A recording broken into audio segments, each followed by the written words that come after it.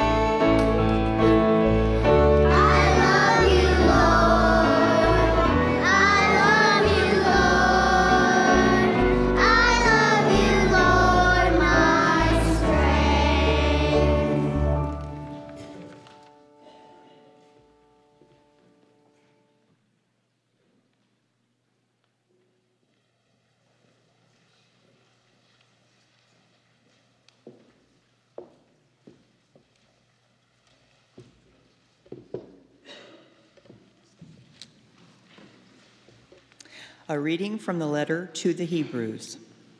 Brothers and sisters, the Levitical priests were many because they were prevented by death from remaining in office.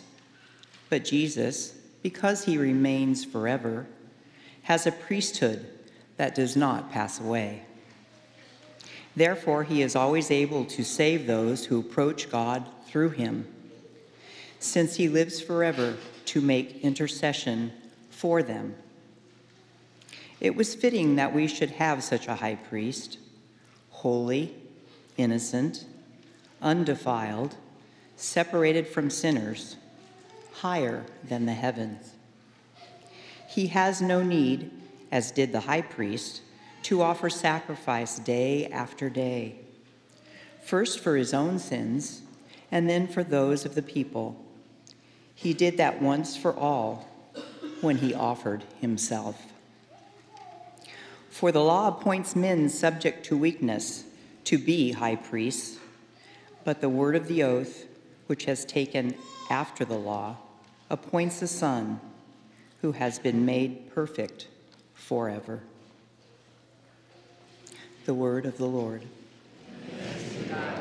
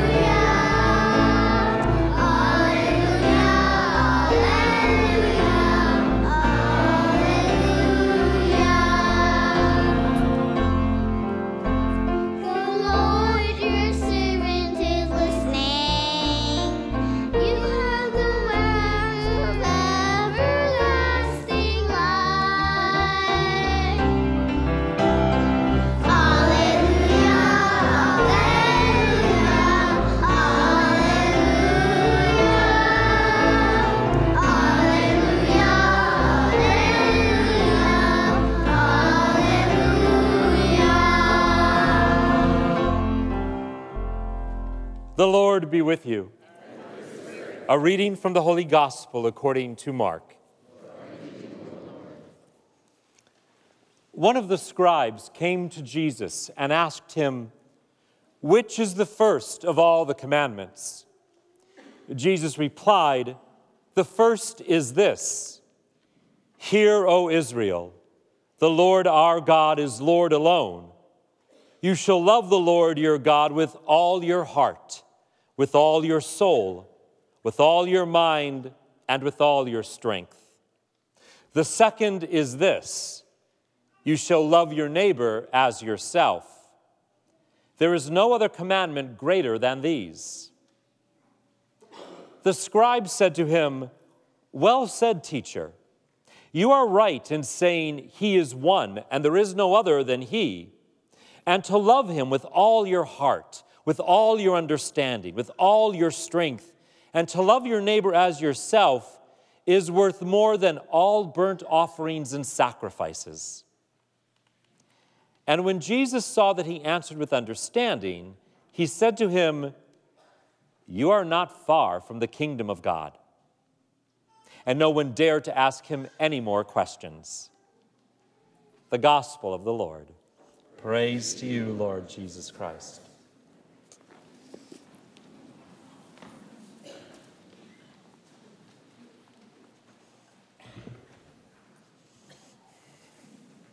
Well, first off, I just have to say right away, Children's Choir, you're doing amazing today. Thank you guys so much. Psalmists and verses, all excellent. Thank you for all your hard work in us in worship, because today is actually a very, very special day for us. Today, we get to do something that no other church in the diocese gets to do. We're doing something that even the cathedral cannot do today. And that is, we get to celebrate the feast of St. Charles Borromeo. Yeah, why not? Yes, he's a good guy. Good guy. Good. Yay, Charles. Go, Chuck.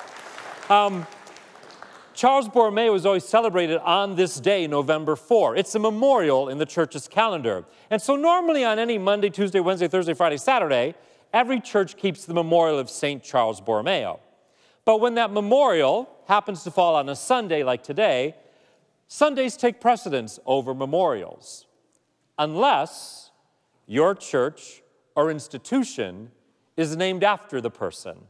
So since we are named after St. Charles Borromeo, since he is our patron, thus the roses at the foot of the statue today, the memorial rises to the level of solemnity, which is the highest ranking feast we have, and it takes precedence over a Sunday in ordinary time. So we are keeping the solemnity of St. Charles Borromeo. That's why I'm wearing white today. And you may have noticed in the prayer, it particularly mentions Charles Borromeo by name, because that's the guy. So that justifies having a donut after Mass today. Someone go bake me a cake, or gelato, I think, given who he was. So I thought I would mix it up a little bit this weekend and just share with you some of who is this guy we're named after? Carlo Borromeo from Milan, Italy. Who is he? What did he do? What was he about? Why the heck did he become a saint? And why are we celebrating him this day? I had read some summaries of his life, but as I dug into his life a little bit more this week, there's a whole lot of stuff this man did that makes him really outstanding. He was born on October 2nd, 1538, in the castle of Arona on Lake Maggiore near Milan. Go Google up pictures of Castle Arona. It's beautiful. He came from a great spot on a hill overlooking the lake in Italy in the Lombardy district. And the Borromeo family was actually probably one of the most noble and wealthiest families in that district. His father's name was Gilbert. He was the Count of Verona. And his mother was Margaret. And Margaret came from the Medici family, the House of Medici. So if you know Italy, you know, okay, we're talking some big names here. He was the third of 6 children. He had 4 sisters and 1 older brother. And as I said, they were an ancient family in that area and very wealthy. At the age of 12, Charles made a decision for himself. He decided he was going to spend his life in service to the church. At 12, he made that decision. And one of his paternal uncles, a gentleman by the name of Giulio Cesare Borromeo, decided to support him in that and gave him the family income from the rich Benedictine abbey of Saints Gratinian and Felinus. Lots of money. And this 12-year-old told his dad this: I'll take what I need for my education to prepare me for a life of service to the church. The rest goes to the poor of the church. So already you get a sense of who he was and where his heart was.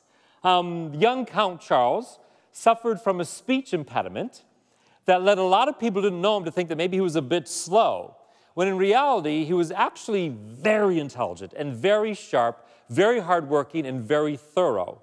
By the time he was 16, his father had passed away, and his family had given him charge of the family estate, even though his brother was older.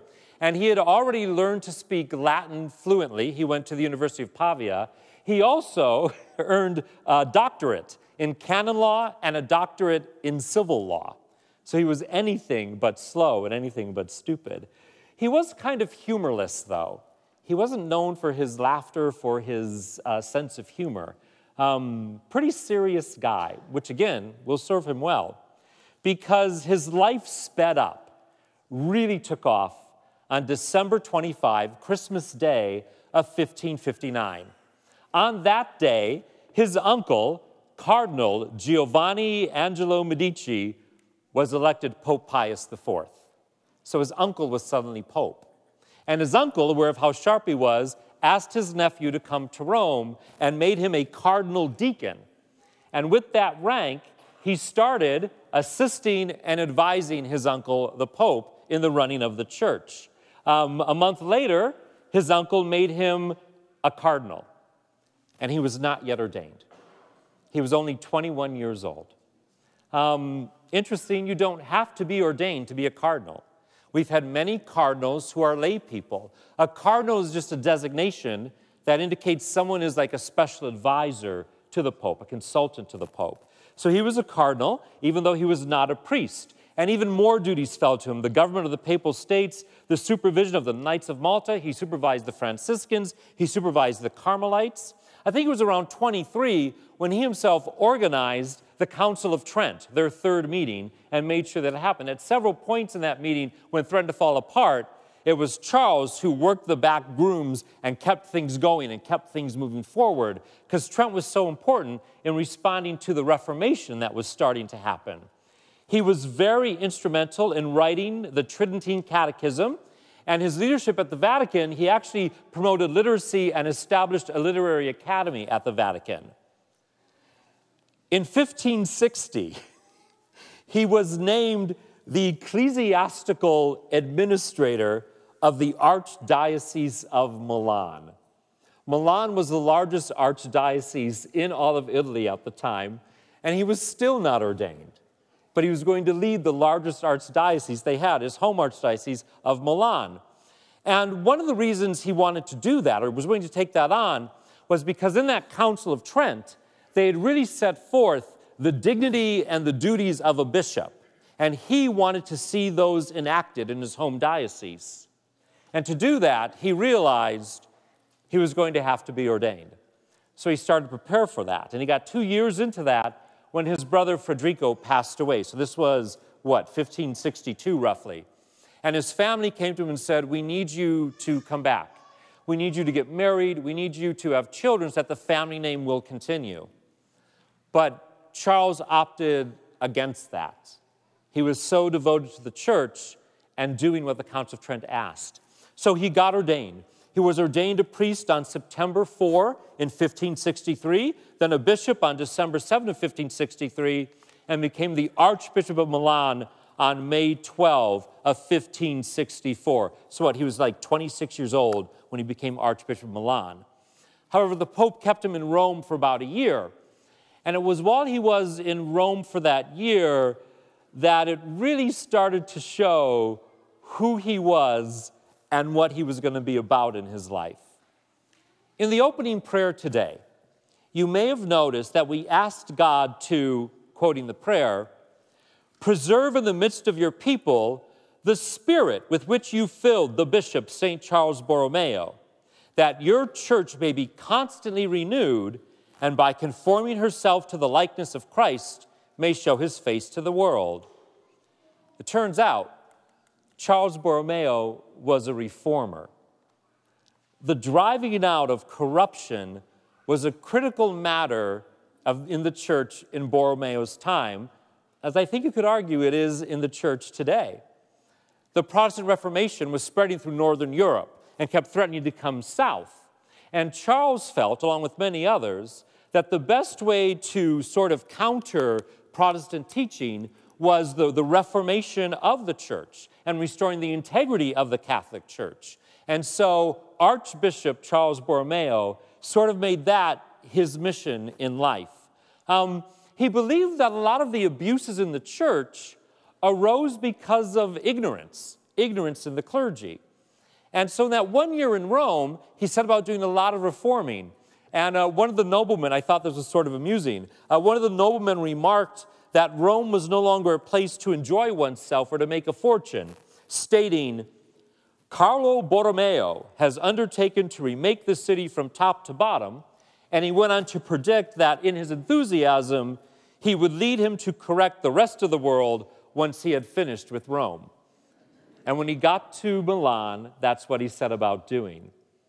I found this to be fascinating, that Milan, while it had constantly had archbishops assigned to it, none of them had lived there or worked there in 80 years. Yeah. Can you imagine if the bishop wasn't in the diocese for 80 years, what might happen? It happened in Milan. And so both clergy and faithful had fallen far away from church teaching. There were about 3,000 clergy and 800,000 people in his archdiocese. And so to combat what he believed was ignorant clergy, he established seminaries and universities and colleges, and out of what he started to do arose this thing that's called Sunday school. He's the guy that sort of got that going underway. He also ended the selling of indulgences, which led to all sorts of abuse, of course. He himself made tons of visits to various locations in his archdiocese, to churches, to chapels, to monasteries, to convents, to get them to simplify their interior and to beautify the liturgy.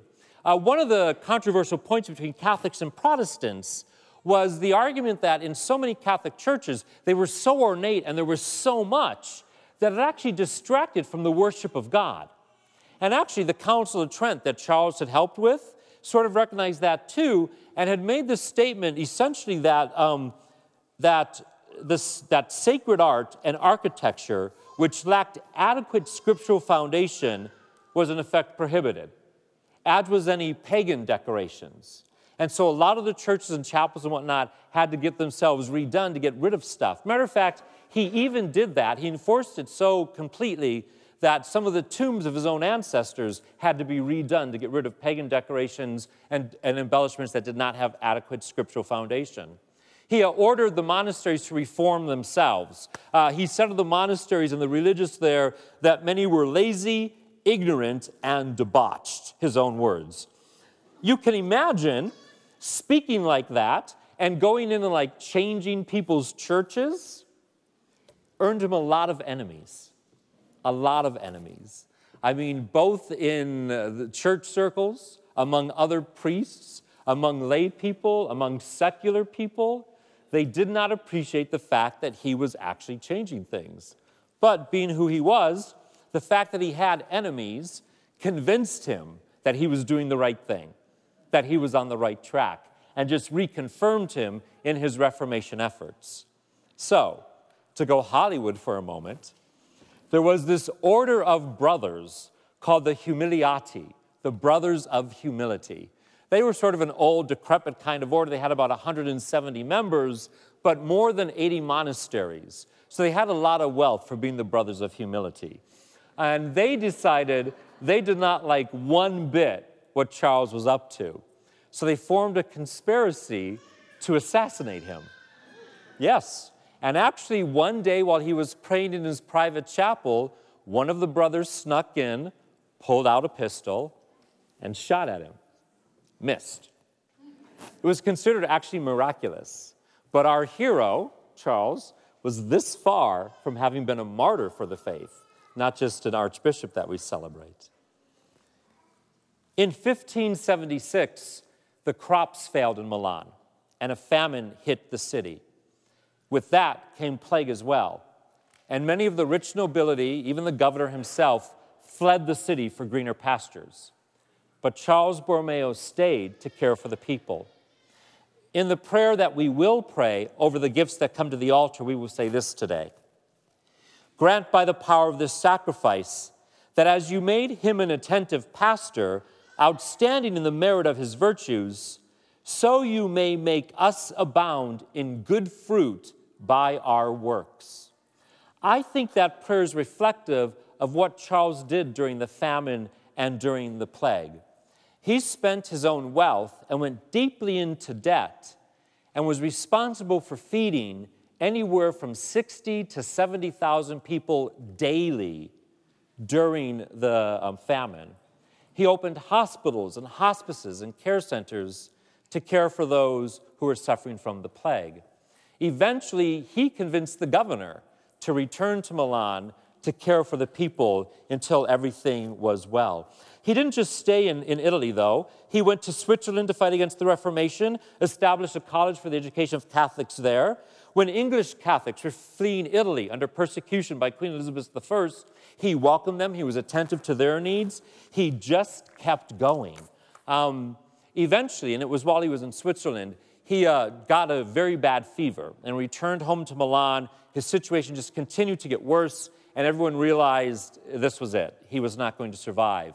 The pace of his life, the toil, the struggles, the challenges, it eventually all caught up with him. And he passed away on November 3rd. Last night was the commemoration of that. November 3rd of 1584. He was 46 years old. He did all that in 46 years. Makes me feel like I've accomplished nothing in my life so far.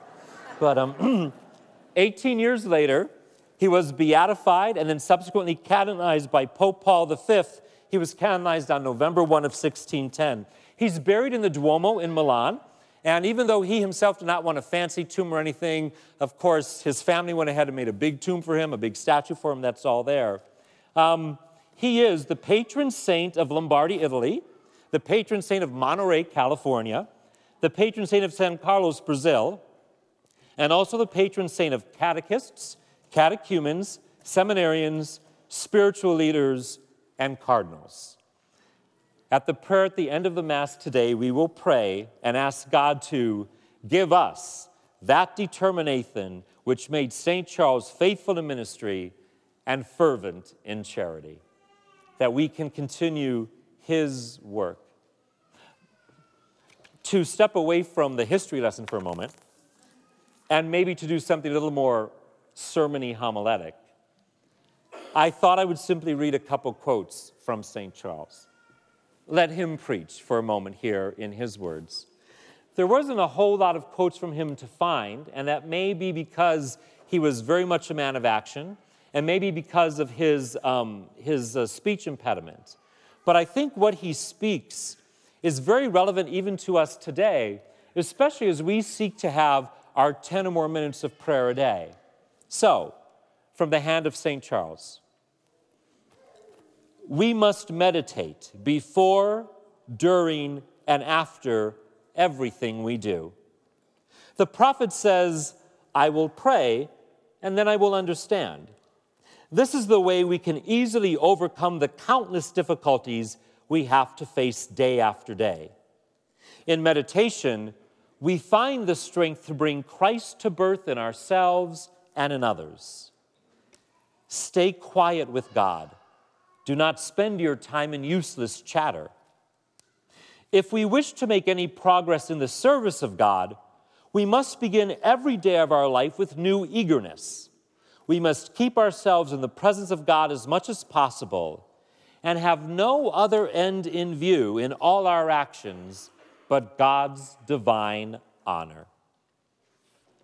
I think this Count, Archbishop, who passed at 46, really gives us much to consider and much to emulate and much to strive after. As I say, two things that just hop right out at me is reform. And there is still need for courageous reform in our church today. We know that. And his call to recognize that everything we do must begin, be maintained, and end in prayer. Happy Solemnity of St. Charles Borromeo.